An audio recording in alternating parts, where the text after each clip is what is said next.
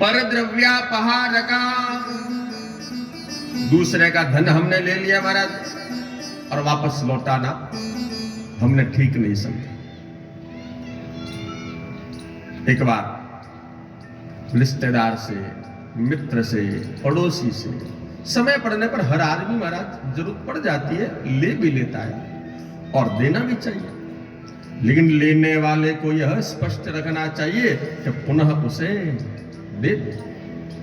पर द्रव्यापहार कहा, यमलोक में गमन करने के लिए महाराज यह भी एक श्रेणी एक सांसारिक मनुष्य के लिए भली भांति उसे यमलोक तक लेकर के जाती।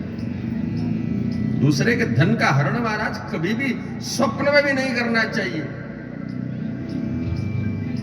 गर्विता, मैं जो कर रहा हूं और उसे कोई कर नहीं सकता, यह भी अभिमान मन में नहीं रखना।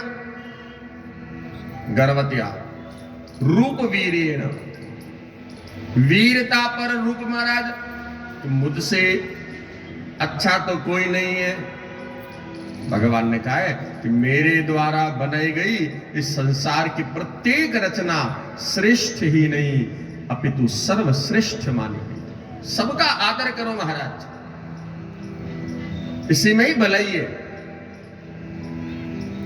यह मेरा है, यह तेरा है, यह उसका है, यह इसका है। इस विषय वस्तु को जब तक हम अपने मन में रखेंगे तब तक धारणा सिद्ध नहीं कर पाएंगे भगवान के चरणों के प्रति। और जब तक धारणा सिद्ध नहीं होगी ना, तो फिर इसी जन्म में बार बार इस मर्त्य लोक में कीड़ा बनकर के आना पड़ेगा।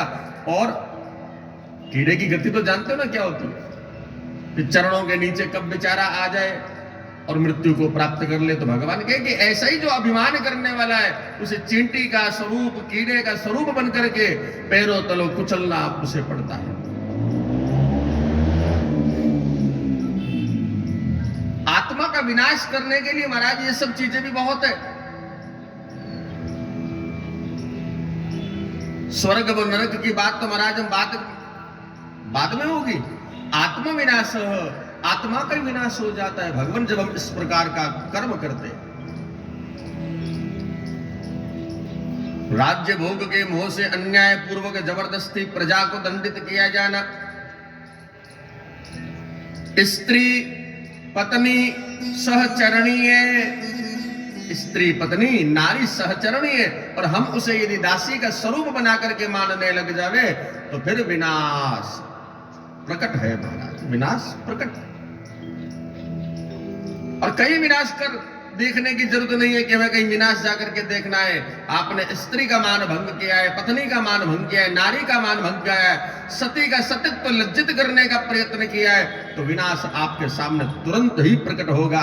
कौन से स्वरूप में प्रकट होगा यह हम उस समय ही देख पाते हैं, उससे पहले मालूम नहीं चलता महाराज की स्त्री की लज्जा भंग करने पर उसका दुष्परिणाम क्या है।